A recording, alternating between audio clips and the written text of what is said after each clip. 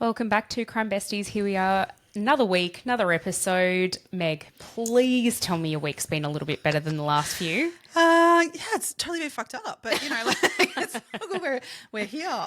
We're here. Yeah, I feel like it was yesterday we were here because this week has gone like lightning, but gone, and thank God it's gone. I'm ready for a new week. Yeah. But a new year would be good too. Yeah, so we've got one more week of school and then you've got a couple of weeks break, so that probably can't come soon enough, I'm guessing. I'm really looking forward to that. I mean, although I'll probably head into work, but yeah. How about you though? At a slightly slower pace. Yeah, exactly. Just take breath. I think you just need breath. Every teacher I've spoken to, we had parent-teacher interviews yesterday, and both of the teachers we met with both said the same thing. Like, this has been a mental term. There's been so much on. Plus, it's a short term. So much has been crammed into it. Yeah. I think we said this last week as well. The kids are exhausted. Yeah. And, we've got one more week to get through. So, yeah. And even this week, like, there's so much on this week. Oh my God. We've got so many things at school events. School colour run. There's football day, pizza day. Yeah. I can't even think of the And our other kids things. usually last day of school have like free dress day as well. Well, that's footy day, isn't it? I'm pretty sure. you. You're welcome. Oh my God. We'll go through and we'll confer calendars at the end of this, okay? I thought there was something on the Thursday. Yeah, I'm going to need to. Let's go through our calendars at the end. But this is what's killing me at the moment. I'm someone who I know when like everything goes in my calendar, and I always say like if it doesn't go in the calendar, it doesn't happen. Yeah. But I'm a week ahead, like going, right, that's how my week is. And by this point I would know exactly what's going on for next week, and it's all in my head anyway. Nah, I'm forgetting things, and that's telling me I'm too busy. Yeah. Yeah. But bring on the school holidays and a bit of a break from all that. Oh my God, sleep. Yay. Well, I've had a busy week personally as well because, I mean, not only have we had all of the kids' activities, like this week we had a curriculum day. I don't know, Ollie had peer mediation training yesterday. So they got to wear free dress to school, the grade 5s who were doing that. I saw a few of them wearing the free dress and was like, what's going on there? It was only so few, like few of them that I'm like, it's not a whole level thing. It's just the peer mediators, and they got a free hot chip lunch, which was the highlight of the week. Hot chip lunch? That's so cool. Isn't that gorgeous? They loved it. But you know what they have to do as peer mediators? I think this is so funny.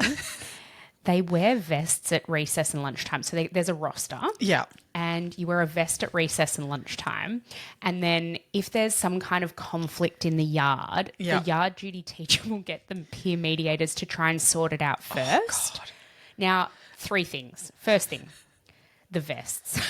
They're always like 3 sizes too big for them. Second thing, having grade 5s, and it goes into next year as well. So they do it term 1, 2 and 3 for next year as well. Yeah.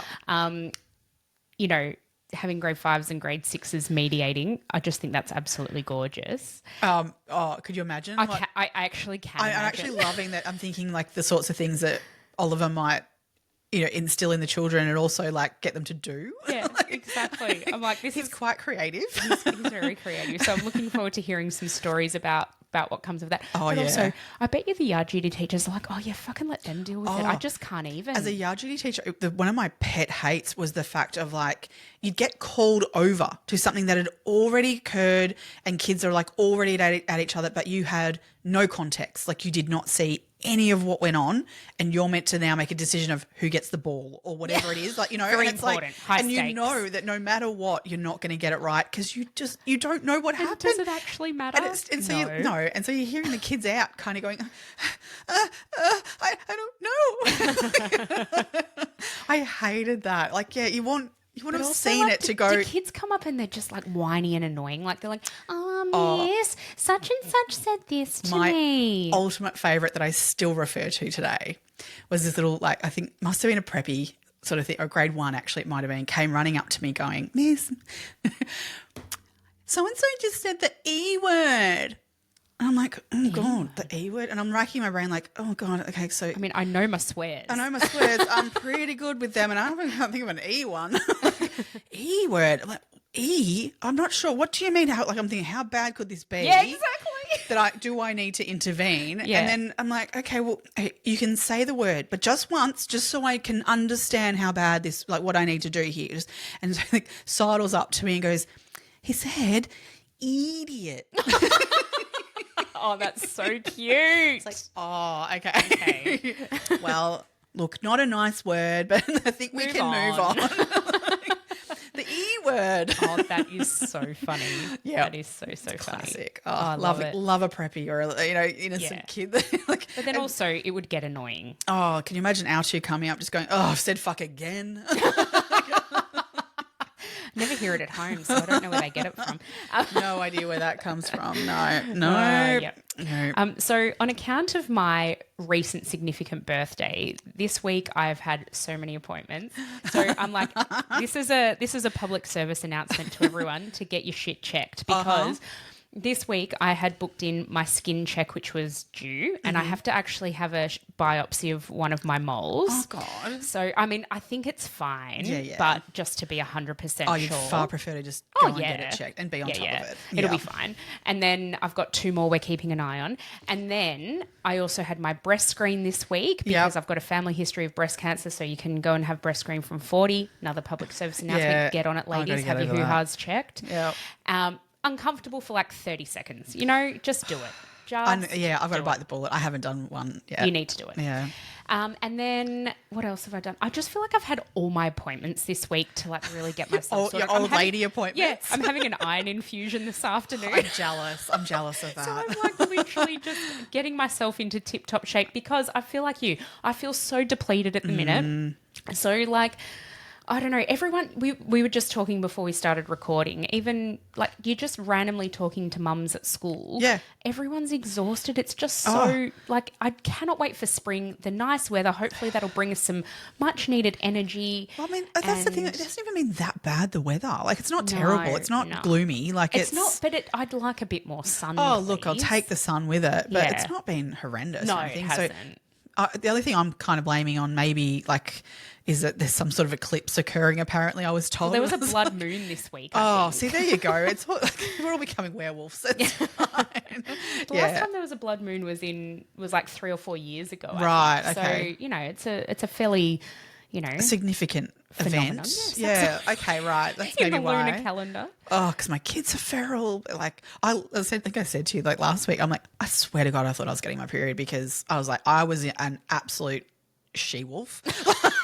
And I'm like, why am I feeling like this? Like, I don't know why, but I feel like wrong. Like, oh God, it's got to be that, but it's not. I don't know. I think it's just life at the minute. Oh, it's crazy. Insane. Yeah. Yes. Yep. But anyway, but you still got to make time to do all of those things that you have to do and keep yourself nice and healthy. Absolutely. So do it.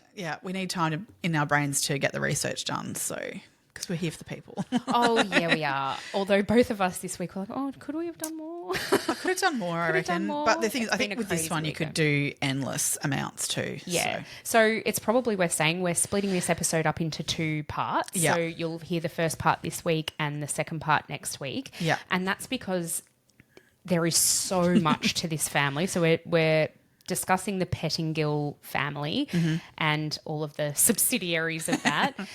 So we're going to split this into 2 because and even then, even in 2 episodes, we're not going to cover everything. No, there's no way. There's Absolutely no way. No You way. could do 3 or 4. You could do a full series on them just alone. Easily. Like, yeah. But yeah, so we're going to split it up and we'll talk today about, Kath Pettingill, the clan, as they're kind of referred to by a lot of people refer to them as a clan. The matriarch being Kath, we'll talk about her and probably her eldest son Dennis a fair bit today.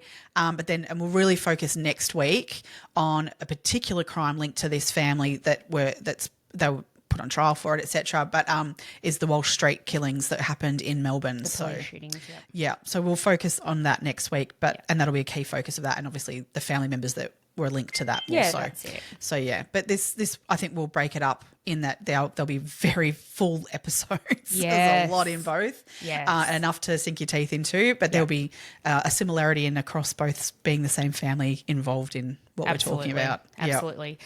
Just before we get started in today's episode, though, I do have a few shout outs. Oh, definitely. So, actually, the other thing I wanted to talk about, and I think we should do it in this episode because this is obviously coming out first, The mushroom verdict. Oh my God. How did we not even get into this first? I know. Oh my God. So, because I literally all weekend was like, right, Monday morning, I know I can get done stuff at work, but I can sit in my office, put my earbuds in and have like, it running and I can listen to the verdict. But like my morning was insane as it always is at the moment. And yeah, so when I got your message, are you listening to the verdict, that I was like, shit, get back to my office. Nobody talk to me. Nobody interrupt me. Yeah. So, oh my God, to listen to it live was definitely valuable. Like I liked being able to do that. So. Yeah, me too. That was awesome. That was really great. And it's something that we've never been able to do in Australia before. No. So, I would love the camera to have live. been on her though. Oh, wouldn't that have been great? So you could only see Justice Beale. Yeah. But the fact that you were able to hear every word that he uttered was amazing. Because, I mean, you can read the transcripts and things potentially afterwards, but to hear him speak the words, I really do think it has a bit different impact. I definitely think that. Yeah. And I thought the way he spoke, I mean, he's just obviously a very respectable man. Very leveled. And very level-headed. He had really good reasonings. And the way he structured the delivery of it was great. Yeah. But then I also really appreciated the fact that he used people's statements in his delivery of the verdict, and like he swore like live on TV, like in a live broadcast. I'm like, wow. Yes. It was very, very interesting. But for those, I mean, I think everybody probably knows, but for those of you who don't know, Erin Patterson was sentenced to 25 years for the attempted murder of Ian Wilkinson and then life imprisonment for the murders of Gail. Oh my God, I've just had a mental blank. Don and Gail Patterson. Yeah. And Heather Wilkinson. Yeah. Sorry, I just had a total mental blank then. Oh, well, there's a bit of information in your brain at the moment, don't you? Yeah, there's other names that are going around in my head. Yeah. And then he sentenced her to a 33-year non-parole period, which, okay, so when you and I were chatting back and forth while this was going on, we were like, oh, that seems woefully inadequate. Yeah, I would have liked a minimum 40. But then I also, now that I've read a lot more about it, I totally understand where he's coming from, because there is precedent for a 33 years for 3 murders, and that is with the Farquharson case. So he got the same sentence. He got 3 life sentences with a 33-year minimum term. And I feel like if he had have sentenced Erin to more than so Farquharson is serving the longest prison sentence with a non-parole period in Victoria at the moment. Yeah. If he had have sentenced Erin to more than that, it could have opened up, because there's no precedent, it could have opened up even more reason for a challenge or appeal, which we don't know if she's doing that yet, although I suspect she will. But I don't know. They didn't appeal the conviction at all either. No, they don't have to appeal the conviction until the sentence is handed down. Okay. So they've got 28 days from Monday to appeal either the conviction or the sentence, or both. Right, okay. So they've got until, I think it's early October, like the 6th of October or something like that, in order to do that. But they've not indicated prior to this, like, that any. But they only have to indicate by the 6th. Yes, that's right. It doesn't mean that anything's going to happen on that day. There's been no talk prior to the sentencing that, like, normally you'll hear, like, they have intentions of, of appealing this. You'll hear that pretty early on. Like, the minute they walk out of the court, when they've got the conviction, they'll be like, we'll be appealing this quite clearly. Like, it's obvious. But in this one, to me, there's no obvious reason to be appealing. And I think that what the judge has done in this sentencing has made this a little bit less likely to be appealed even from here for that reason. I do completely get it. I agree with that. Yeah. I really do agree with that. However, she maintains her innocence. And so I don't think she can, because even her defense barrister conceded in their conviction, what was it, the pre-sentence hearing? Yes. He conceded, yes, she should absolutely get life in prison for these, but he appealed for a minimal non-parole period, right? Yeah. So he conceded that she's been convicted of 3 murders. She should be getting life in prison for those 3 murders. Yeah. But what I think they might do is, because she still to this day maintains her innocence, which also then added weight to Justice Beale's sentence, because he said she's shown no remorse by still saying she's innocent. But then I'm like, are they going to then use that? Because if she had at any point gone, yeah, all right, I am guilty of this, she might have received a more lenient sentence. This is it. I mean, she's admitted that there was definitely death cap mushrooms in the meal. Yes. She did that from the get-go. So, well, not from the get-go. Well, no, like, no, not from the get-go. I mean, the get-go start of the trial. Yep. Is what I meant. Like, from the trial point, she did. Yeah. Obviously still then thinking, like, in the idea that then it is manslaughter, that they went in there, but she had no idea that's what they were, I guess. But her actions after proved otherwise, that's why which is what has, transpired. Guilty, yeah. Yeah. So I think that, though, it'll be interesting to see. There's been a lot that's come out since that I know is not part of this, even no matter what comes out now publicly, that doesn't affect what goes on in the court hearings, that she could be potentially brought, other charges could potentially still be brought to her. So do you want to, I don't know, do you want to roll the dice on that? Do you know what I mean? Like, if they do go appealing this, I think that's only driving, investigators and things to find other things to get put on her, because I don't think that she should see the light of day. No, I mean, I think she's dangerous. If she gets out, so at the end of the 33 years, she can apply for bail. Yeah. Or for parole, but that doesn't mean she'll get it. No. But she'll be 82 at that point. Yes. So and that's, can you forage for mushrooms at 82? It's exactly what I said. I said to her, like, at 82, foraging for mushrooms. Yeah. I think she could again. And I think you could, and absolutely. From what 82's not that old. No, I mean, you're not going over to her place to have a meal, and or even allowing her to buy you a drink at the cafe. And I'll get my own, thanks. There's no way I would trust her in terms of coming out even at 82 and not doing this again. You know what I think is going to be really interesting, because they're now saying, obviously throughout the trial there were documentary crews following it all. So much to come. There's going to be a lot coming out, and I'm sure there's some more long form podcasts. I mean, Simon Patterson, I think he's writing a book and producing a podcast, and that'll be really interesting to see what comes out there. Yeah. But I don't know. I feel as though I agree with you. She should never see the light of day again. But I feel like she's the kind of prisoner who will behave in jail, right? Because she's not going to be in contact with anyone else as it is. She's going to be so isolated because she's now notorious, that without that opportunity in that time to be in contact with other people, that she will, in behaviour, look as though she's ready for parole. But then she's not a violent criminal in that sense, that she's not in a prison where she's like, oh, she beat the crap out of this person, she shanked that person. She's not. So that's not going to be the case where you kind of go, well, yeah, they need to be still in jail. She's going to look like the model prisoner and come out into the society again and hold her shit together and be poisoning people left, right and centre potentially. I don't know. I don't trust the system on this one. Yeah. And then the other thing is the people who are responsible for who'll be on the parole board in 33 years possibly haven't even been born yet. So contextually, there's a lot around that, isn't there? Actually, I need to get my eldest son on that parole board then, because he's he'll be down for this. He was the one that he heard that there was an outcome and he came and asked me about it, and I was like, well, yes, I can give you a little bit of information. And so I don't like talking about this stuff with my kids, but he's really into it. Well, this has been everywhere. It has, and so we had a chat, and he was the one going well, I'm not going to her place for dinner. Good work, mate. Yep. Yeah, so he's onto it. That she's not someone to be trusted. I really don't think that. But then, do you think we're going to find out a lot more about alleged crimes past throughout whatever's going to come out? Soon. So I'm super curious. I'm to hearing watch it all sorts of things. At the moment. That can't be proven and that can be proven. With investigations. So.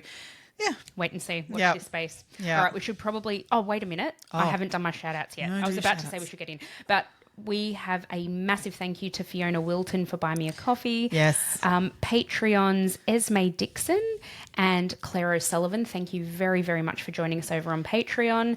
We've then had a bumper Instagram again. I think we had one last week. Again, we've had a similar amount of engagement this week. So thanks to everybody on any of our social platforms. It's really, really helpful.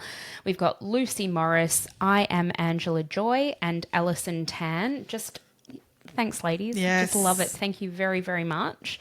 Should we get into today's case? Let's get into this one. There's so much today. So much. All right. Well, we're talking about the infamous Pettingill clan. They are a Melbourne crime family.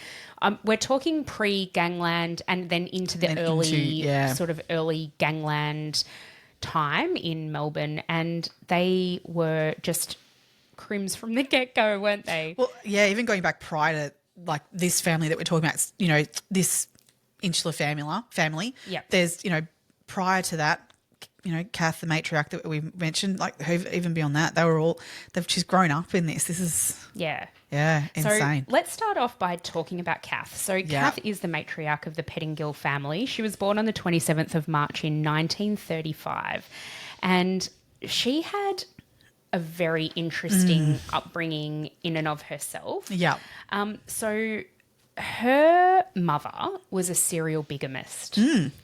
I didn't know this is the stuff I didn't know a lot about. I've heard a lot about Kath and her kin, like her family, her offspring and all her children. Exactly. But I didn't know much until this week. When you go back to who she is, you totally get it. Totally don't you? makes more sense, Yeah. like of how this occurred and who she is. Yeah. Like, Well, just wait, guys. Yeah.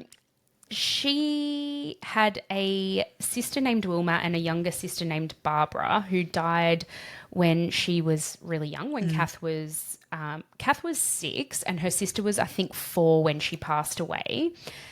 She actually had polio, her younger sister. Right. And apparently the way in which she died was incredibly tragic. So they knew she'd had polio, and a family friend who had a car, she was getting very, very much, you know, her health was deteriorating. The family friend came to take her to the hospital, and as he was carrying her out of the house into the car, she died in his arms. Oh, that's awful. And Kath was there. Oh. She saw this all happen.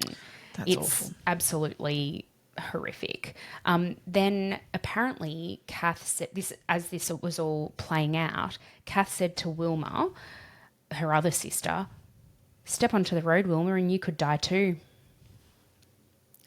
Now, Kath was 6. Yeah, Kath was 6 at the time. And this family friend who came to take Barbara to the hospital couldn't believe it, was absolutely blown away. Like, what 6-year-old said? And it was apparently she was just deadpan. Yeah. Like, there was nothing there.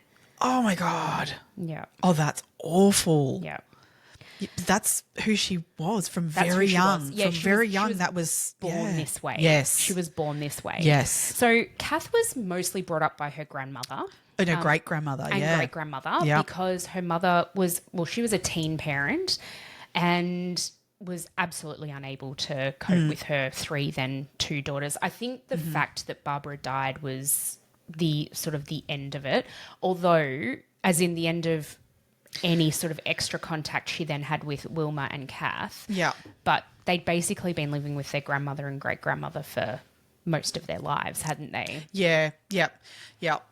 Because so Kath's dad, she was told, had gone off to war. And so then her mum was left on her own with the kids. Did not cope. And didn't cope. But I believe that's not actually what happened. Oh. So I believe her dad actually committed suicide. That was after he came back from war. No, she Oh, was, no, sorry. That was while he was over there. Yes, you're right. Yeah. You're absolutely right. Yeah. So she was told that he died at war, but he didn't. Yes, sorry. You're absolutely right. Yeah. He committed suicide Yeah. while he was at war. Yeah. But that was because Kath's mum was sending him all these horrific letters about how much she hated him and how awful he was. She really drove him to that. Like, he was apparently quite a decent bloke. Yeah. And, you know, so him coming home could have meant that they could have had quite a good lifestyle together and raised their family. Yeah. But she, like, relentlessly just destroyed him in letters. And she was off with other men and all these sorts of things too. Yeah. So, and she would send him letters about all this and how he was telling him he was an awful person and all that sort of stuff. And ended up, they sort of refer to it as saying, he committed suicide, but actually it was Kath's mum basically killed him, from a distance. From afar. Yeah. I mean, he must have had some shit going on. I mean, the fact that he was at war as well, it's just a really bad set of circumstances. Kath and Wilma, and I assume Barbara up until the point of her very young death, they didn't actually even know that their mother was their mother. They assumed their grandmother was their mother and their great-grandmother was their grandmother. And their mum was their sister. Their mum was their sister. And their mum would come back and reemerge very sporadically throughout their lives. And Wilma was apparently deathly afraid of her. She was a drug addict. She was really off the planet, and Wilma never wanted to go with her. Kath always wanted to go with her. Yep. Anytime she came, Kath would go. So one day she came back and tried to take the girls for the day. Wilma didn't go. She stayed at home with her grandmother and great-grandmother. Yep. But so they just took Kath. So Kath's mum and her boyfriend at the time took Kath and they went on a bus. And then the boyfriend hijacked the bus, like the public bus. Oh, my God. Yep. He then, I think they did let everyone off. Yep. But he then drove the bus over a cliff in the Dandenongs. Holy shit. Yeah. And Kath watched it and thought it was the just best great thing she'd ever seen. Oh, my God. Like, this is just a bit of an idea of what the lifestyle she was living was in, that wasn't like, oh my fucking God. It was like, oh, cool. Yeah. So no wonder you can understand the oldest, the other sister going, oh, don't want to hang out with these. I don't want to spend time with these people. That's not safe, and staying home. But you can imagine this little Kath going like, give me that. I want that adrenaline rush. Yes. I want that kind of feeling and want to be with that. Ooh, it's interesting then to see how it plays out, how that plays out. Life. Yeah. But everyone noted that she was a very strange child, and that she did a lot of very unusual things. One being praying to Satan instead of God. I mean, because apparently they weren't overly religious, the family, but they were spent time at church and things. But she read the Bible and decided that Satan was more powerful than God, clearly. She liked Satan better. So I liked him, so I'll pray to him instead. I mean, not many kids would have a forethought to do that. I mean, they're Play-Doh their brains. You can manipulate them how you like. And no, she had her own thoughts on things very clearly and how she was going to manage her life. But she apparently prayed to Satan that she would have to have 10 children. Yeah. Which I find that really interesting, that she wanted to desperately not even just be a mother, but have a massive family. But to me, very minimal motherly instinct by the sounds of things Well, I actually disagree with that to a certain extent, because we'll get into her motherhood in a minute. But I actually disagree with that. I think she wanted to create this family. She wanted to create an army, not a family. Oh, okay. I don't know. Yeah, I think that's, I don't know. Is that circumstantial? Is that just the way it panned out? I mean, obviously she had, her fingers in a lot of bad pies. But anyway, let's get into her kids maybe. Yep, okay. Actually, just really quickly, Wilma, her sister, grew up to be a civil servant. She lived in lives still to this day, I believe, in Canberra as a civil servant. Wow. Very, very clean skin life, never in trouble. Completely different to Kath. Completely different. But I believe she and Kath are in contact, and they still have an okay relationship. But I'm assuming Wilma doesn't ask questions. That's the only kind of relationship I think you'd want to have with her if you were related or know of her. Like I'd be very pleasant to her as well. Amicable. Yeah. Move away. So when Kath was 16, her first son Dennis was born to a father named Ryan. Dennis Ryan, sorry. Yeah. That's right. Sorry, I've written Ryan because Dennis. Yeah, to distinguish it, sorry. Yeah. And he didn't want to marry her, but at the time pregnant 16-year-old, you kind of had no other choice. And given, as you said, they weren't religious, but I think the kids went to like Catholic schools and stuff. Yeah, they were definitely involved in the church. They just weren't that into it, but they were definitely involved in the church. Yeah. So they ended up getting married. The first time they attempted to get married, he actually stood her up at the altar. He didn't show up. Yeah. And then they've obviously reorganised the wedding again, and this time she kept him waiting just to give him a taste of his own medicine. Well, I think that's the minimum that she should have done. He got off light. Yeah. He served in World War II. Yeah. And they were only together for a couple of years. They did have another child together. Yeah. And at the time, Dennis didn't actually know who his birth mother was. So No. in the same way that Kath didn't really know that her mum was her mum, thought her mum was her sister, that exact scenario is what played out when Kath had Dennis. Kath's grandmother actually brought Dennis up. Yeah. Yeah. And again, Dennis believed that Kath was his sister, older sister who was in and out of their lives a bit. Like she wasn't always around. Yeah. Don't you think that's mental? I really do. She would have known the trauma of that. Yes. And yet she's just gone and done that to her own children. Because her second... So Dennis Bruce Allen, he was born in 1951. Yeah. Their second son was Peter Allen. He was born in 1953. So I think they're only about actually 18 months apart. Yeah. And they both thought that their great-grandmother was their mum. Yeah. It's weird. But they were all so young. Like the great-grandmother wouldn't have even been 60 yet. No. Like, she was still young. Yeah. So, yeah, crazy. Oh, just insane. Like it's just, yeah. I can't get my head around those sorts of things. It actually really does blow my mind. Yeah. It really does blow my mind. Yeah, so, yeah, Kath told the boys that she was their sister. Like, it was an explicit thing. It wasn't just assumed. Inferred. It was, completely understood by them all that that's your sister. Yeah. So the boys found out that Kath was their mum when they were both in the Tirana boys' home. So they were both institutionalised because they were not petty criminals. They were criminals. Yep. And they were in the Tirana boys' home, and she wrote them a letter to let them know, oh, by the way, I'm actually your mum, not your sister. Yeah, and apparently, like, Dennis really took that pretty hard. Oh, yeah. Yeah, he did not cope with that. That's an identity crisis. And he was a teen, so I think he was only 13 when he found out. Yeah, which, I mean, that's old enough to comprehend and understand. But it's also like you are forming your identity at 13. Yeah. You know? And the thing is that Kath did it so heartlessly. Yeah. Like that she thought that this was nothing but, oh, yeah, you're old enough now to know that I'm actually your mum. Yep. I mean, but yeah, so I think she just thought it was just a bit of like, oh, well, I'll let you know now. But it actually had impact. Mm-hmm. I just, there's no thought process from her end in terms of the impact of that, but definitely had impacts. Yeah. Oh, yeah. Oh, man. Dennis and Peter didn't really get along very well. There was a lot of conflict between them as brothers. And one of the stories that really got me, and I think this will get you if you don't know it already. Yeah. So basically, this was when they were a little bit older. They had their own homes, and Peter had done something to really piss Dennis off. And so Dennis went over to Peter's place I think he was going there to kill him, but Peter wasn't home. So what he did instead is Peter had 2 dogs.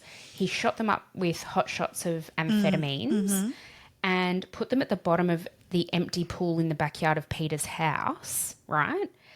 And basically, when Peter got home, he found that his dogs, because they'd had this massive dose of methamphetamine, they had viciously mauled each other to death. And they were just dead in the bottom of the pool, blood everywhere. Oh, my God. That's just awful. It's fucked up. And he would have known what he was doing in that sense. Like, he knew what the impact of that hot shot kind of thing would do. Like... They were, I mean, Dennis for sure was a methamphetamine user. Oh, yeah, yeah. He would use amphetamines to go days and days and days without sleep. Oh, he was known to just permanently had a tourniquet around his arm so that he could just, whenever he wanted one, have another shot. And friends of his, or friends, acquaintances, whatever, people who hung around him, said he would have a go every 15 minutes just to keep himself going. There were periods of time where he would be awake for 2 weeks at a time without having rest.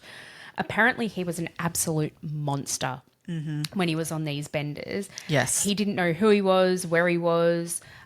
There were times where he tried to murder anyone and everyone around him. He went to murder Kath one day because he didn't know who Kath was. Oh, numerous times he would chase Kath around and stuff, thinking she was his girlfriend or whatever, which he did not treat them well either. Like he would just, So, she would have to continue, say to him, "But Dennis, I'm your mother. Like, don't kill me. Don't I'm kill your me. mother. I'm your mother. Find someone else. Find your girlfriend to go and do that too." So he would just completely black out in terms of what was going on around him. Yeah. It was bad. Yeah.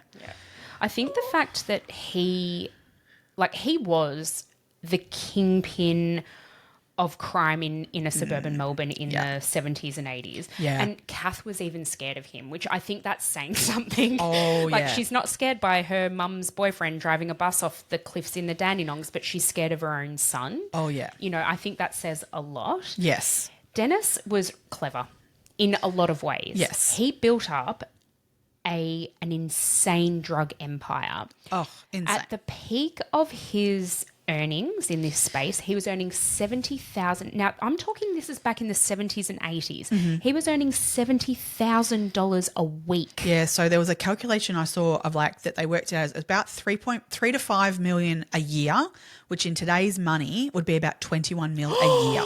Wow. Yeah. So he was crazy. raking it in. And so there's varying reports on it, but that was kind of the one that I heard more often than not. Right. Yeah.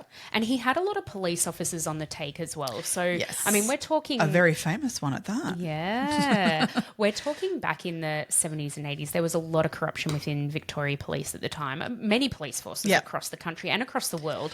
Things are very, very different these days. The stuff that has taken place with the cops in this, you got to question both ends a little. Oh, a lot, maybe sure, even a lot. Yeah. He was paying. There were two police officers in particular. I think one of which that you were referring to before. He was paying them $1,000 a day per cop. There were two of them for their protection and their silence. Yeah.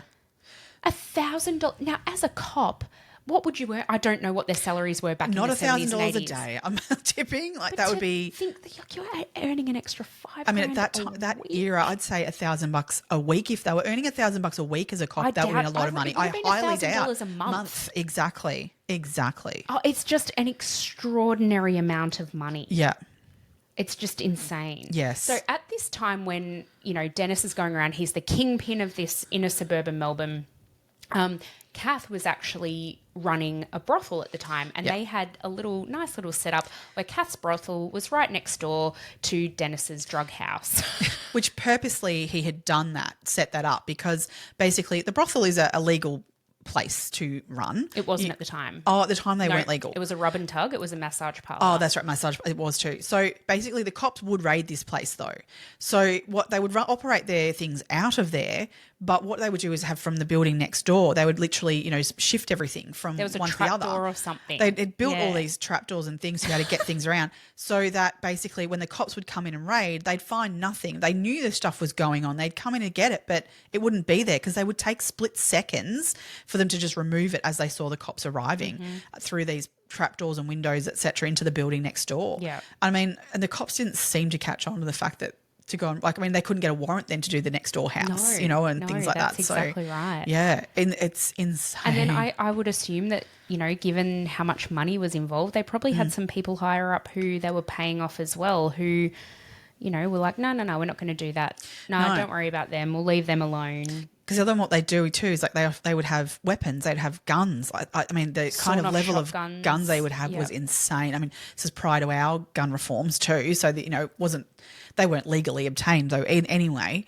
So what they would do is they would actually attach these guns to rope so that they could then just hang them over the fence, so that because if it was not in your on your land and in your house, it was no longer your possession. So they couldn't get done for having the possession of these weapons, because it literally would have a rope and you would be able to see the rope attaching it, but because the actual weapon was on the other side of the fence, no longer. So the cops could literally see this but couldn't arrest them for it because legally it was not in their possession. That blows my mind. But I mean, that just goes to show sometimes the law can be absolutely ridiculous. Oh, totally. But then the level of and this what gets me with these sorts of things with these criminals, they're not stupid. Oh, no. They're intelligent people. I would never think of this shit. No. And because my brain doesn't work that way, then I go, I'm an intelligent person, but there's no way I'd think of this. They found every loophole possible. Yeah. Insane. Yeah. So they were involved in so many other illicit activities as well. It wasn't just the drug trade. Well, one particular thing we probably should mention, I think, around Kath is that it was in 1978, I believe. There was a reason that her daughter was bail money, her daughter, which we should mention. So Vicky Brooks, she was born in 1954 to her next partner from who she was the next eldest in line. So she was born to Billy or William Pierce. Mm-hmm. She had been to jail and she owed bail money of $300 roughly. And another person had put that money up because they didn't have the money at the time to pay for it. So the idea was that Vicky would then come out of jail and would pay this guy back. But she didn't. She kept not paying it back. So Kath, being someone who did not want this on them that they owed this money to someone, hated owing people money, she decided to go around to pay this money back to this guy. So she rocked up at this guy's house with the cash, ready to pay. It's not that she wasn't going to give him the money. Knocked on his door. The guy saw that it was Kath at the door and shot towards her. Through the door. He didn't even open the door. Didn't open the door. Through the door. Hit Kath in the eye. Her eyeball dislodged, flung out and landed on Dennis standing next to her at the door. Mm-hmm. Vomit. I just can't. So she to this day has a glass eye in that socket. Her words, and this is, you can go online and hear her say this: getting shot doesn't hurt. You don't feel anything. You just go into shock. Yeah. There's no pain. Okay. Yeah, cool. Cool for that, Kath. Yep. Yeah. But her now eye is this glass eye, and it doesn't blink either. She's lost all of the nerves and everything. Yeah. There. But what I think is really interesting is the police were called to the scene. Yep. I mean, Kath's been taken off to hospital and having all that dealt with. Yes. And so they charged this man and his wife, I think it was, right, with attempted murder. Yeah. So they go to court. It goes to trial because they pled not guilty. It goes to trial, and Kath, being their star eyewitness, that just came to me as I was talking. That was fucking gold. Oh, God. She refused to testify against them because criminals, they stick to their code, don't they? Yeah, you do not snitch. No. You do not snitch. Snitches get stitches. Absolutely. No, so she absolutely denied it, any of it and said no. And so they got off. They were acquitted. Yep. So just really quickly before we get into, I was going to talk about some more of Dennis's crimes, but I just want to quickly mention about Kath as well.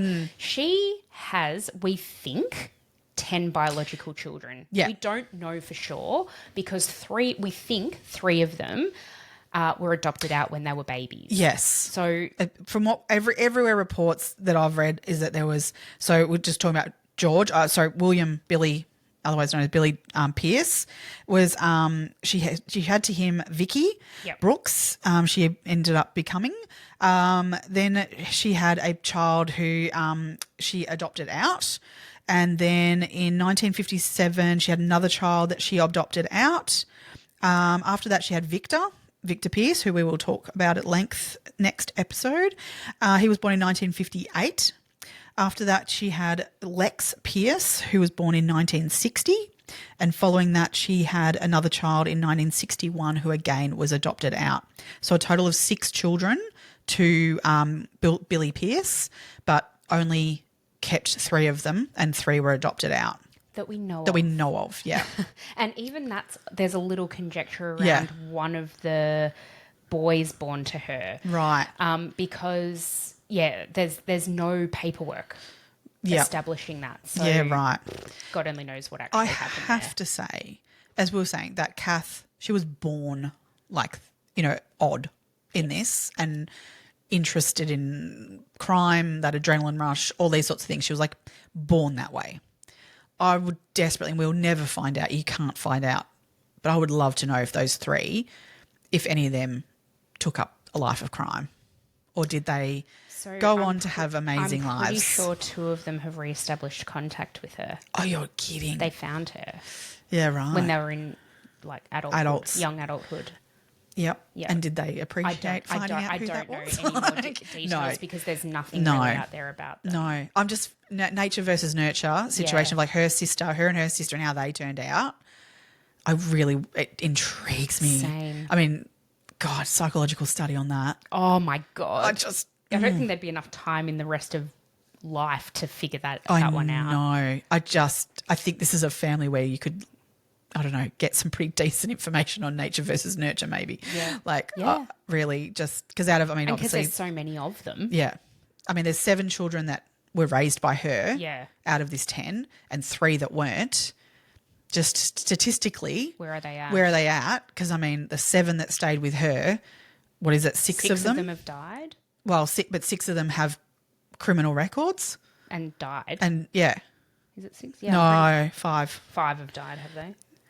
Oh, yeah. No, you're right. It's 5. 5 have died. Yeah. So, just interesting to know whether the other 3, I don't know, just what's their lives like? I would love to know. Yeah. I would love to know. Yeah. So let's go back a bit to... Oh, sorry, just before we'll Sorry. just finish up in terms of then after having David, after having the final one that she had adopted out, she met a man by the name of Jimmy Pettingill.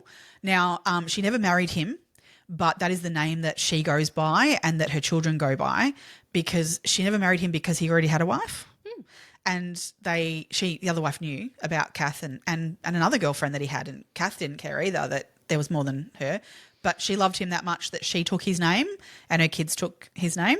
So she has 2 children to him, Jamie Pettingill, who was born in 1963, and then her youngest child, Trevor Pettingill, who was born in 1965. Sorry. Yeah, no, it's 1965. Oh, sorry, 1963 was when...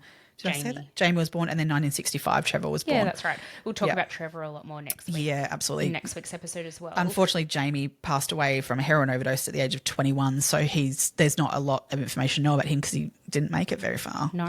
Yeah. It's pretty sad. Yeah. Pretty sad. Yeah.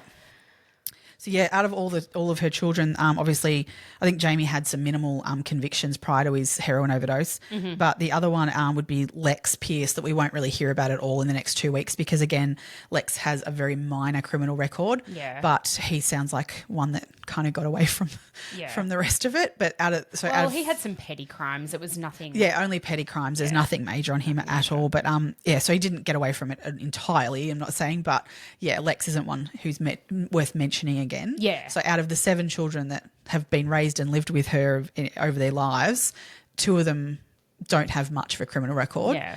But the other 5 of them, Whew. let's get into that. Yeah. So we were talking about Dennis. I mean, I guess Dennis probably was the most notorious of her children. Oh, actually, no, that's not true. Depends on the era. In the era. In that era. Yeah. In the 70s, like earlier on in the reign of the family, I suppose. He certainly was the most notorious of them.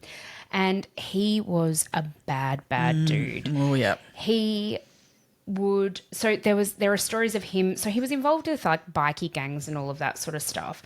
He cut off the legs of a dead bikie with a chainsaw, put his body in a barrel and threw it into the Yarra. Mm-hmm. That was the one that kind of got him in the end. Yeah. He ended up... That was the one murder that he's linked to, that he actually had charges being put to him. Brought against, yeah. So that's an interesting Kath one. was the one who just said in that case, he was trying to fit this body into the barrel, and apparently Kath said to him, "You've just got to wait for the rigor mortis to stop. You know, it doesn't last forever, It doesn't mate. last forever. Just wait, and then you'll be able to get him in." No, I'll just cut his legs off with a chainsaw. Do you know who he made cut his legs off with the chainsaw. No. Yeah, his young nephew, Jason. Oh, my God. Yeah, so Oh, Vicky's that son, poor boy. Jason. He got He would have been involved. 13, I think, at the time. Oh, my 14? God. Oh, that's horrific. Yep. Oh, my God. So evil piece of shit. It doesn't cover To get Dennis. your 13-year-old nephew. Yep. Oh, my. That just. Oh, I can't believe Yeah. that. So he also had he would have girlfriends, like kind of thing. And I use that word kind of loosely. I feel like they were prostitutes. He was paying a No, lot of not them. necessarily. No? So there was one particular girl in this who, what would happen is they would have these massive parties, obviously. They would love their parties. But there was one particular, and like she was a model at the time and doing very well in her modelling. So she was at this party and she was introduced to Dennis and that was all fine. And then the party was ending and she was about to leave and he just stood in front of her and said, well, you're not going anywhere. And she was, well, no, I need to go. I've got to get to a job tomorrow. I've had a great time, thanks for the great party, but no, I'm heading home. You're not going anywhere. She couldn't leave. He wouldn't allow her to leave. So he kept her prisoner in his house, tied her up, kept her in the bedroom, did horrendous things to her, raped her, sodomized her, beat her, everything known to man. She ended up being there for 2 years. Over the course of those 2 years, she would attempt escape. One notable time, she did get out the front of this was in Richmond, in a house in Richmond, and she got out to a main road and flagged down a cabbie and was about to get in the cab when she had 3 guns being pointed at her head by minions of Dennis who had chased her down, to which the cabbie, knowing, because they were so notorious, like who was around the area, the cabbie looked at this and went, I do not want to be involved in this, and took off. And then she was taken back to the house and started all over again. She did survive, but she to this day, when in interviews that she's done, talks about the fact that she believes she's the only one of Dennis's girlfriends to have survived. Yeah. I know of one girlfriend who I believe was a prostitute, but it was a similar situation where he'd essentially kidnapped her. And she somehow died. I don't know the manner of her death in particular, but Dennis wanted to get rid of her body. So he had, I think it was actually his nephew. He sent his nephew down to the Yarra. Oh, no, so that wasn't a girlfriend. That was just a worker at the brothel. Oh, was it? Yeah. She was Okay. one of the girls at the brothel that worked for Kath. Right. So she'd overdosed and Kath had called Dennis to come and help her. Right. So in all of this, because there was so much drugs around, like all of this, obviously, Dennis had actually he'd concocted his own method of bringing them back to life, having an overdose. And so it was like a combination of alcohol and heroin, I want to say. Yeah, it was heroin. Yeah, and basically he would inject that through the jugular, right? Yep. To bring them back, so give them a jolt to come back, right, when they would overdose. Which sounds like, what the fuck? But he had taught Kath how to do this and everything. But this girl had, overdosed, and so she's calling Dennis to come and help. So she's not dead though. Like they were like she was like getting Dennis to come and help her, like carry her out to somewhere to get her to a hospital to get help. That was her. She loved her job and she loved the girls who worked for her. True. They all said that she was actually a very great madam or whatever. They really did like her in that sense that she protected them. But yeah, Dennis came in, took one look at her, and went, nah, not going to help. So yeah, he sent Jason down to the Yarra River, run down there and grab a bucket of water out of the Yarra and come back. And he brought that bucket back, and Dennis then slowly filled this into her, like opened her mouth up and made her swallow all this water, and then drowned her in the bucket with the remaining water and killed her. Well, then they tossed her body in the Yarra so that when she was fished out, the autopsy would show that she had water in her lungs, so they would assume the cause of her death was drowning. Yeah. But then he would also give heroin overdoses to other people and just leave them in the streets with the needle hanging out of their arm. Yeah. So that again, when they were found, they'd be like, oh well, they've overdosed. It's innocent, but it's not. He'd actually killed these people. Yeah, hot shot. Yeah, fucking hell. So, but it's interesting, like why he did that to that girl at that point. Like other times, he would revive people from that. Like he concocted a way to revive people. Yeah. Like kind of thing that he didn't think, oh, well, we'll do that. No. there was something not quite right in his brain of like, totally. oh, I'll give this a go. I want to try that out. Very sadistic. Very much so. Yeah. To give another sort of story with Kath. Kath was there one day when Dennis was killing somebody, an associate of theirs who had obviously done wrong by them in their eyes. And Kath basically said to Dennis, "Oh, hold on a minute. Before you get him too messy, can I just take his pants? Because I think they'll fit Jamie." Yeah. Yeah, let's take his pants off. Oh, she's and such then a you good can keep mother. going. Yeah. Well, waste not, want not. God. Oh, they're just whole other level. I have to say, and another thing that I did sort of find, and it links back to another case that we have covered on this podcast before. Yeah. So obviously, being in this crime world, you need a damn good lawyer, right? Who was Dennis's lawyer? Andrew Fraser. Now, you may remember that name being mentioned. Yes, we've spoken about Andrew Fraser before. In the case of Peter Falconio, he was the lawyer who took up Bradley Murdoch's case of saying that he was actually innocent and shouldn't be in prison. Now, Dennis's lawyer was Andrew Fraser of all people. Now, I just can't with that. He does a short clip I've seen on YouTube. Yes, I've seen this. And runs through some stories that he has around being his lawyer and the sorts of things that he witnessed. And I get it that as a lawyer, like you're a witness to these things, but then there's client lawyer privilege, all these sorts of things that you're not going to go necessarily running off to the cops. But I just can't understand how you would want to be involved in all of that and defend these people. I really can't come at it.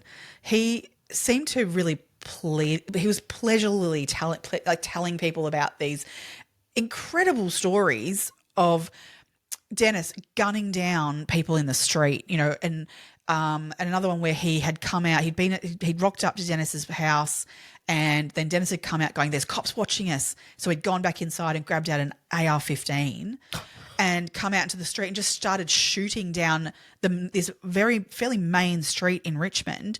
And to this day, you can find bullet holes in buildings down the road. The cops were sitting in that building watching him, but he shot at it, randomly with these. And these the bullet holes are still in the building. Insane. He could have killed anyone. He was in that drug-fueled state of just going to fire a gun around everywhere. And your lawyer's standing right there with him and witnessing this. He's an interesting character. It's mind-blowing. It was a completely different time as well. I think, he was almost untouchable, wasn't he? Yes. But his lawyer made him that way too. Like he manipulated that. But everyone fed into him in that way. Yeah. Everyone he associated with and all of the interactions he had, the people he surrounded himself with, all were as culpable of those things. Yeah, I find it, this Andrew Fraser to me is a character who took great pleasure and to the day of his death basically loved to sort of shout from the hilltops of how good a lawyer he was for keeping a very guilty person out of jail and finding every loophole possible to keep him out of jail. Exactly. Like that doesn't make you a good guy. No, I'm sorry. That just makes you, to me, just as culpable. He's witnessed. It makes you a the big crimes, piece of shit. Total piece of shit. He's witnessed the crimes that his clients committed, and has He's probably been involved. Clearly, in incredibly some ways, dangerous allegedly. person. Yeah, that's it.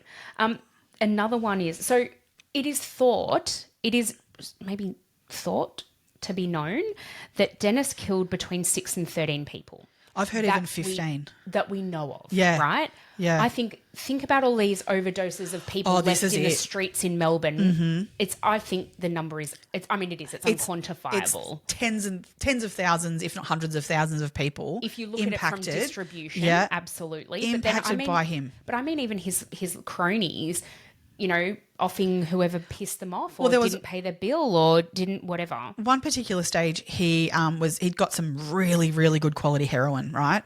So he'd given it to his cronies, and he literally did have like this group of people that he called them like his army or his something as well. They're like just minions that he had that would work for him. And he said he passed it off to them to cut basically so that it becomes like break it down, and I don't fully understand the drug system, but they basically do cut it cut it down with something. so that it's not something that then's going to kill you, like so you can actually Yeah, so withstand he was able to get pure heroin from somewhere that needed to be cut. Yeah. And, so he got them all to cut it, but they didn't do it enough. And so literally the following day, there were 5 people in the surrounding area of their house where they'd cut it at who were found dead from overdoses. Yeah, so you can't tell me that he's not like culpable for that. Absolutely. Yeah. So there's just 5 people in one day. Yeah. Dead. So that's not included in this tally. No, that's not. That's it. So these are beyond murders that he's done publicly. And Yep. he did a lot of his murders publicly. Oh, absolutely. So he killed a man by the name of Wayne Stanhope. Yes. They were at a party at their home in Richmond. And he asked Stanhope to go and change the record on the record player. Yeah. And as Stanhope got up and was walking towards the record player, Dennis shot him in the back. Yep. He then, excuse me, he then shot another 5 bullets into his head at point blank range. Yep. He then goes and gets Jamie, his nephew, Again. to get who was a teenager at the time and had a gun. Yep. Another 6 rounds from Jamie's gun into Stanhope's head. Yep. He then slit his throat just for good measure. Now He was dead as dead could be he was before dead that after, too. well like and truly. Yeah. I think the second shot killed him. Right? It was way overkill. Yeah, way, well and truly. But he was fucking off his nut. And this is in front of a room full of people. Yeah, And so that was many eyewitnesses. that was Kath's biggest concern about it. Like, you know, she Kath's biggest concern was Oh, that well. he went next door because Kath was living next door, obviously, Yeah. at the time, and he went and got her vacuum cleaner to like vacuum up all the bristle, the like all little- the the bit of body brain bits Oh, that- so Kath was just pissed off because that was a brand new vacuum cleaner. He ruined it. He ruined it. He had to get rid of it because it had, you know, evidence in it Yeah, then. he had to burn it. That Yeah. was a brand new vacuum cleaner, for fuck's Oh, sake. why ruin the vacuum cleaner, Dennis?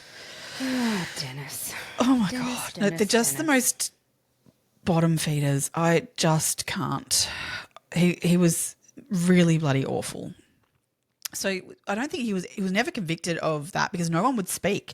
There's, you know, it's the rule of all of this that you don't then go running to the cops because then you're dead too. Yeah. Like that's literally how this works. They would keep people quiet for the fact of they just literally had that much power that if it wasn't Dennis who killed you because he was sitting in a cell, there was plenty more Pettingills to come. That's it. Yeah, there was that many of them that you had no chance. One of them would pop you. And they really did rule, particularly Richmond as a suburb. In Richmond alone, with all the money he had coming in from the heroin, it's thought that he owned about 40 buildings. Yeah.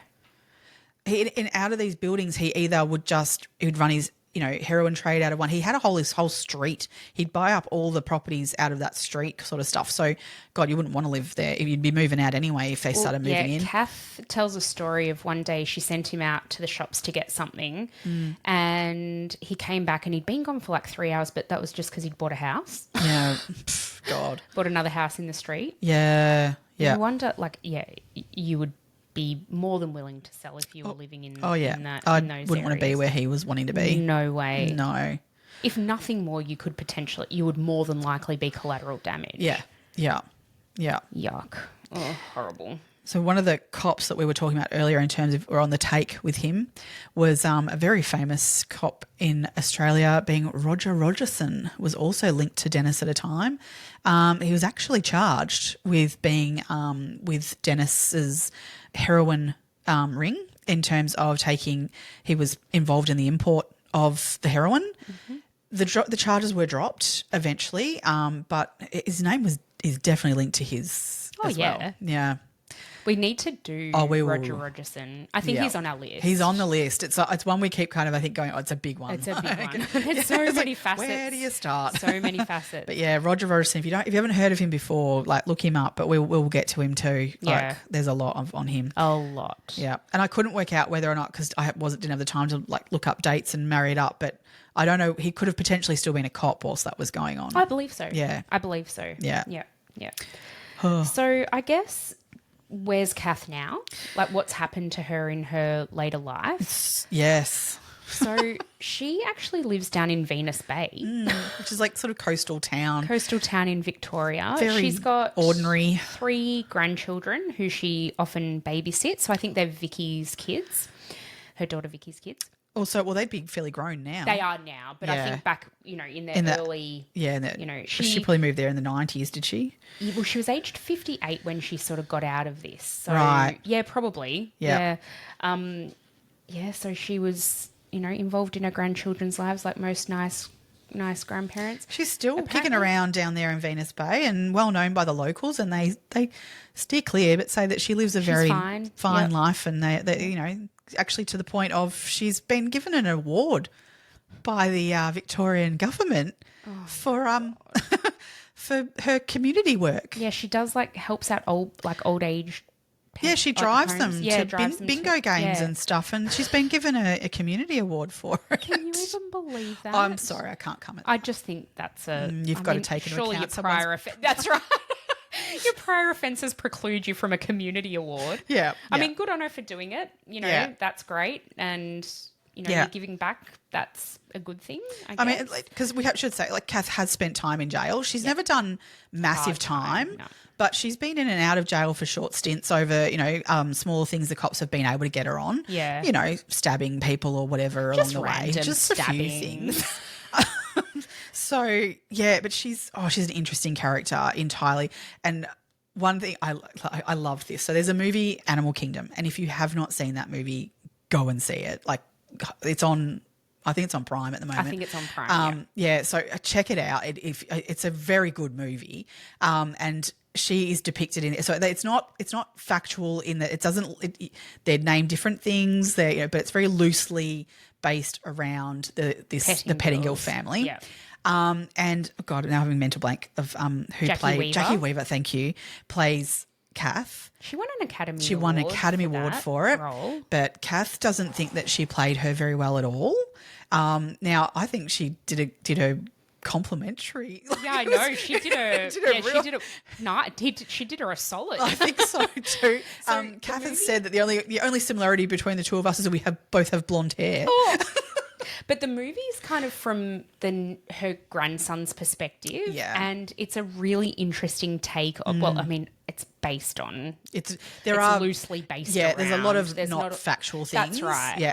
Yeah, but you kind of get a gist of you do get a what gist their of lives must have been like. Definitely, it does. It definitely depicts a realistic version of what living in this house in this family could have looked like. Yeah. But.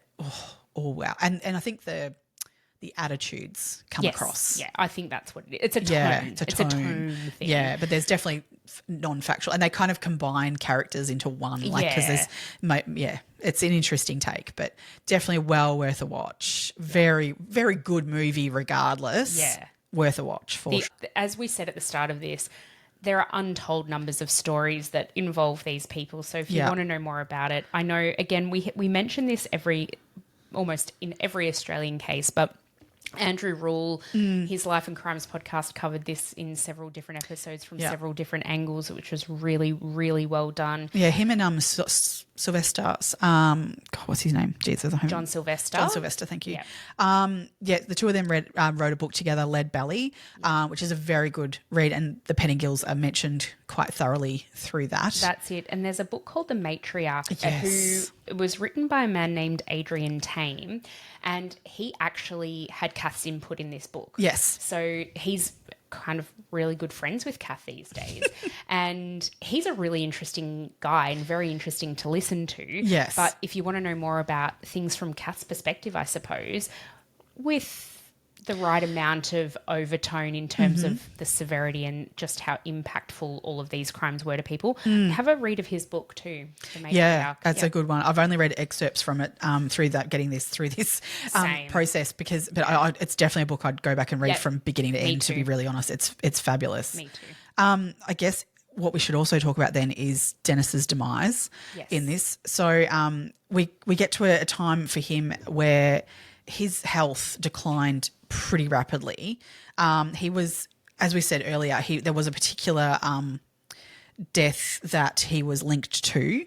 Now, he was already talking to cops, and he was an informant, it turned out, with the cops, but which Kath doesn't believe. No, but the thing is, the way he would inform with the cops was that he would murder someone, And then he would go to the cops and say, I know who did that. That would have been so-and-so because they didn't like him and this is why that would have happened. And but the person he was pointing the finger at was someone else he wanted to get rid of. So, but he would do it so well that this other bloke could end up getting done for murder that he didn't do. Yeah. And it was Dennis who did it, but it took the eye off of him. The cops would follow every lead that he would give them. And look, worked both ways for them. They were taking a crim off the street. They knew he was a crim. They knew he didn't really do it. They know it was Dennis, like kind of thing. But they'd get that guy off the street. So there was a lot of murders where he and other crimes that he would point at other people that he actually did. So, he was informing to the cops, which is a no-no in Kath's world, big time. So that's why, she would be adamant he never did that. So she is, although I think eventually she did concede that he did it. But, and she wasn't happy about it. No, that would really not go well for her. Like she just would not appreciate that. Totally. But then we did get to a point where there was enough evidence to point to the fact that he did kill this guy that we talked about earlier. And that his name is, again, on my brain, is a sieve. He was linked to the Hells Angel bikie gang and, actually was the ex-president of the Hells bikie gang. And so he'd been kicked out of the Hells Angels. He was no longer the president, but, Dennis had definitely killed him. He'd put him in the barrel, all these things. And there were enough witnesses and things that they had him. So they were charging him with that. So finally he was going to go down for it. He was definitely going to get time for this.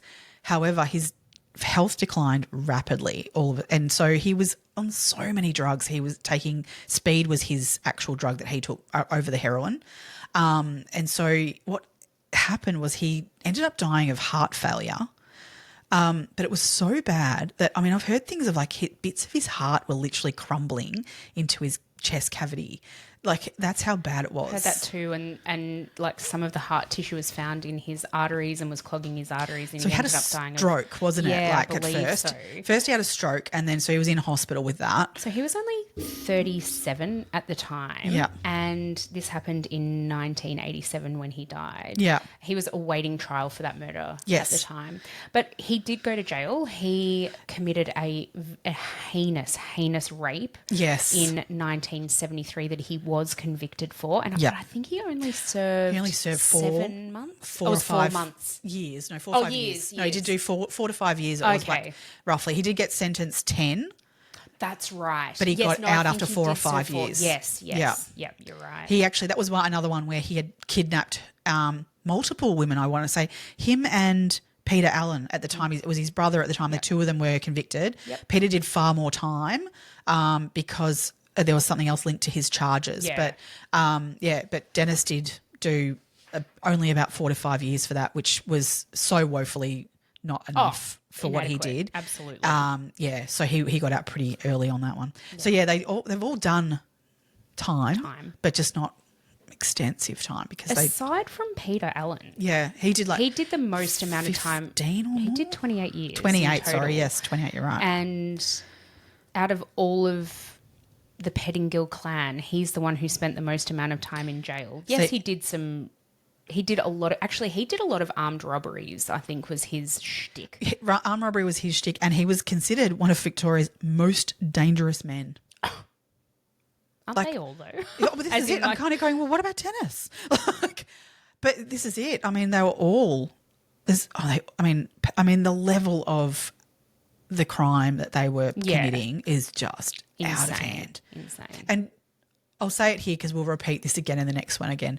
They were definitely gangland people. Like this was, they are gangsters. That's a way to describe them for sure. Sure. We'll get into why that's relevant next episode.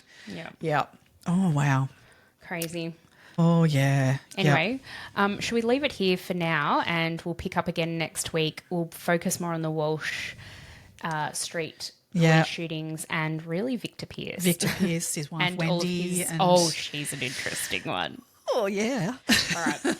Stay tuned for next week. If you like what we do, you can follow us on all of our socials. So we've got TikTok, Facebook and Instagram, and you're more than welcome to buy us a coffee you would like at buymeacoffee.com/2crimebesties, or join us over on Patreon where you get a bonus episode every month where we just chat about whatever it is that you want us to. And it's $5 a month, and you can join us over there at patreon.com/2crimebesties. Yeah, we love our little crew over there. We're starting to ramp that up a bit more, so come and join us. Absolutely. Thank you, everyone, for joining us, and we'll stay curious, crime besties. Bye.